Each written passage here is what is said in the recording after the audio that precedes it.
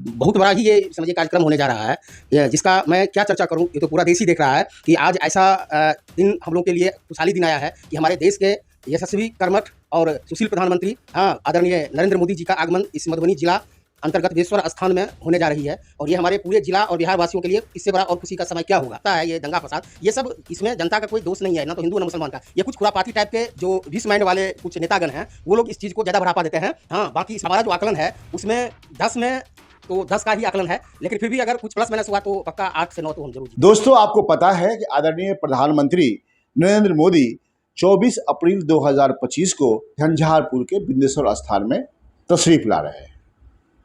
तैयारियां चल रही हैं। तैयारियों का ये आलम है कि जिला प्रशासन से लेकर जितने भी भाजपा हो या फिर जदयू हो, इनके तमाम नेता कार्यकर्ता लगे हैं, वहां जाकर मुआयना कर रहे हैं, बड़े बड़े ऑफिसर से पहुंच रहे हैं ताकि किसी भी तरह की चूक नहीं हो। ऐसे में हमारे साथ बीजेपी युवा मोर्चा के उपाध्यक्ष विनीत झा जी हैं, हमारे स्टूडियो में मौजूद है। हम इनसे बात करेंगे किस तरह की तैयारी चल रही है और क्या आशाएं हैं प्रधानमंत्री से। स्वागत है आपका। नमस्कार, मैं हिंदुस्तानी मीडिया को धन्यवाद देना चाहता हूं कि आज हमें हमारे यशस्वी प्रधानमंत्री जी का जो मिथिलांचल में आगमन हो रहा है, उस संदर्भ में आज बुला के हमको थोड़ा सा वक्त दिए। इसके लिए मैं तहे दिल से हिंदुस्तानी मीडिया को धन्यवाद देता हूं और संग पूरे जिलावासी बिहारवासी को भी धन्यवाद देता हूं। 24 तारीख को प्रधानमंत्री आ रहे हैं, कैसा महसूस कर रहे हैं आप?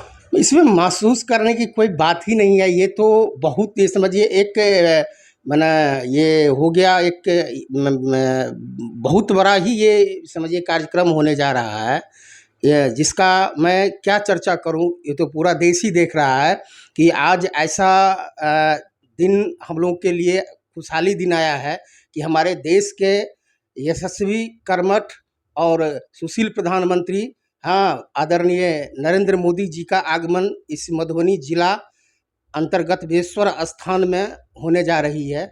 और ये हमारे पूरे जिला और बिहार वासियों के लिए इससे बड़ा और खुशी का समय क्या होगा। तैयारियां कैसी चल रही है? तैयारियां पूरे जोर शोर से चल रही है और सब हमारे शीर्ष नेतृत्व से लेकर प्रदेश नेतृत्व और जिला नेतृत्व के अधीन और हमारे जिला प्रशासन के अधीन पूरा जोर शोर से तैयारियां चल रही है और बहुत ही सुंदर और सुचारू ढंग से सारा प्रक्रिया को समापन किया जा रहा है।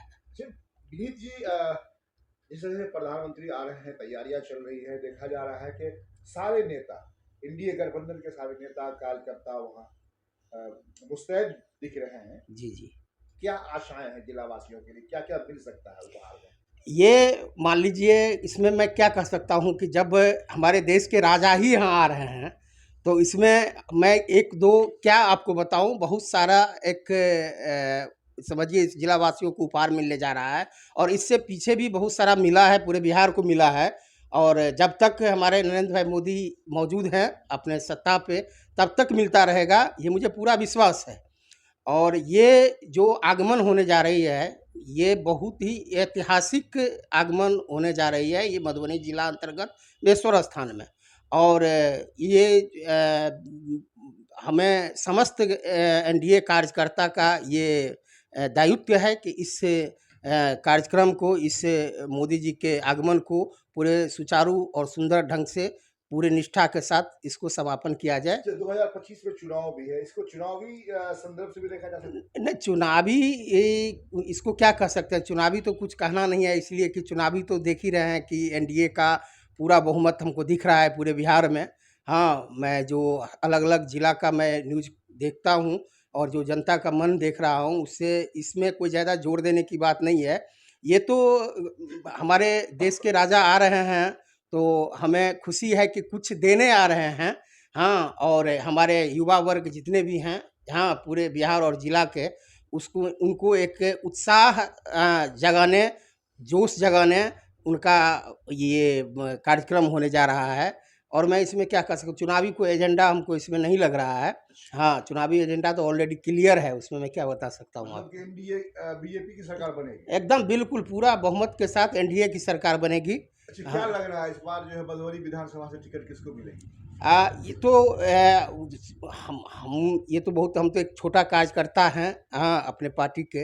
ये इतना बड़ा डिसीजन तो हम नहीं ले सकते हैं, लेकिन अनुमान है कि कोई अच्छा कैंडिडेट को ही मिलेगा जो किसी नए ये पूरे, कैंडिडेट को। हाँ, कुछ युवा वर्ग और जो कर्मठ और काम करने वाले प्रत्याशी होंगे उन्हीं को टिकट दिया जाएगा। ये तो हमारे केंद्र के या प्रदेश के नेतृत्व तय आप लोगों करेंगे। के कान तक कोई बात नहीं आई है? अभी तक कुछ ऐसा न्यूज़ नहीं आया है। बहुत सारे व्यक्ति का नाम चल रहा है, लेकिन अभी कोई क्लियर नहीं है। जब जैसे क्लियर, जैसे जैसे जैसे जैसे मान लीजिए, मैं ये नहीं कह सकता हूँ अभी, मैं मीडिया पे इसको मैं नहीं नहीं बोल यहाँ सकते बोल आप सकते हैं। हैं, लेकिन लग रहा है कि कोई अच्छा ही कैंडिडेट आएंगे और युवा से ही कोई ना कोई, युवा से आ हाँ, सकते हैं। युवा से ही युवा आएंगे, से आ सकते हैं। हाँ। विनीत जी, आप प्रधानमंत्री की बात कर रहे हैं, लेकिन कभी कभी प्रधानमंत्री का जो भाषण होता है, जैसे अभी पिछले दिनों बोल दिए कि मुसलमान पंक्चर बनाने के लिए होता है, मुस्लिम वर्ग को, उनका मंशा क्या था? मतलब नहीं नहीं, मन, दिल दुखाना था या फिर नहीं नहीं नहीं नहीं, ऐसा नहीं है। ये दिल दुखाने वाली बात नहीं है।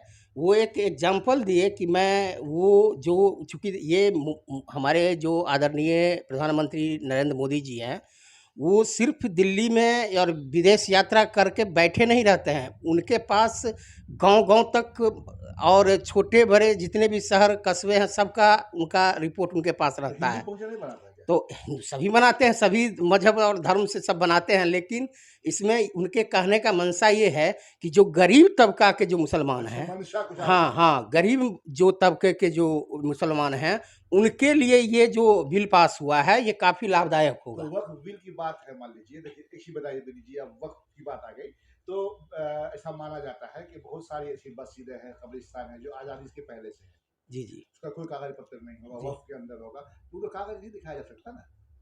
नहीं नहीं, देखिए ऐसा कुछ है नहीं। अभी तो बिल पास हुआ है। कम से कम इस बिल पास होने के बाद जब इसको इम्प्लीमेंट किया जाएगा, जब इसको लागू किया जाएगा पूरे तरह, इस पर किस तरह का काम होता है नहीं होता है, उसके बाद ही कुछ कहना एक आखिरी सवाल ठीक करें, ठीक एक रहेगा। आखिरी, अभी इस पर कोई अगर किसी तरह का कोई पार्टी या विपक्षी कोई अगर हंगामा या किसी तरह का विवाद अगर खड़ा करता है, तो हमारे हिसाब से ये अच्छा नहीं है एक देश के आखिरी लिए। सवाल करें, घर कहाँ है, गाँव कहाँ है आपका? मेरा गांव हो जाता है पंडोल प्रखंड अंतर्गत विजय सलमपुर। आपके गाँव में मुसलमान भी हैं? बहुत सारे मुसलमान हैं हमारे झगड़ा होता पंचायत है में। आपको हिंदू मुस्लिम? कभी नहीं हुआ है, हम लोग सब भाईचारा। तो विनीत भाई ये बताइए कि फिर इस हिंदुस्तान के अंदर अलग अलग स्टेट में या फिर अलग अलग जगह में ये हिंदू मुस्लिम क्यों होता है? भाजपा के साथ आओ, ये करनी सेना है, फला सेना है, उसको मारो, वो ये उसको मारो, ये कुछ खुरापाती टाइप मस्जिद के। पर चढ़ जाओ, मैं ये हिंदुस्तानी मीडिया के माध्यम से मैं ये पूरे देशवासियों को कहना चाहता हूँ कि ये जो कुछ भी मान लीजिए विवाद या खुरापात कुछ लोग। भी, हाँ, खुरापात ये जो होता है, ये दंगा फसाद, ये सब इसमें जनता का कोई दोष नहीं है, ना तो हिंदू ना मुसलमान का। ये कुछ खुरापाती टाइप के जो विष माइंड वाले कुछ नेतागण हैं, वो लोग इस चीज़ को ज़्यादा बढ़ावा देते हैं। हाँ, बाकी इसमें जनता का कोई दोष नहीं है। मिसाल दे रहा हूँ, हाँ अभी आपको जो बाबा रामदेव हैं, हाँ अब हम लोग बचपन से, हमारी भी उम्र 50 साल से अबव है, जी 53 साल जी की जी है, जी आपकी भी एज होगी। जी जी जी रूह अफ़ज़ा शरबत है, जी जी लोग पीता है, हाँ बड़ी कंपनी है वो। हाँ, हम लोग अब पीते उसके हैं। बारे में बोल दिया वो शरबत जिहाद बोल दिया, हाँ मतलब अपने बात को चमकाने के लिए। हाँ हाँ। कितना गलत है। ऐसे नहीं लोग बिजनेस को बढ़ाने के लिए नहीं कुछ नहीं, भी बोल देते हैं। वो तो सबका अपना अपना सोच है। हाँ, ये भारत में तो सबसे बड़ा यही है कि सबको बोलने का स्वतंत्रता मिला है। अब उसमें बोलने वाले को ये सोचना चाहिए कि हम किस भाषा का उपयोग कर रहे हैं। हाँ, किस तरह का बात हम मीडिया में या सोशल मीडिया पे या जनता के सामने या अपने परिवार, हाँ, अपने कुटुंब के सामने रख रहे हैं, ये तो उसके ऊपर निर्भर चलते करता है। आखिरी सवाल, जी जी 10 विधानसभा है मधुबनी में जी इस बार, जी जी।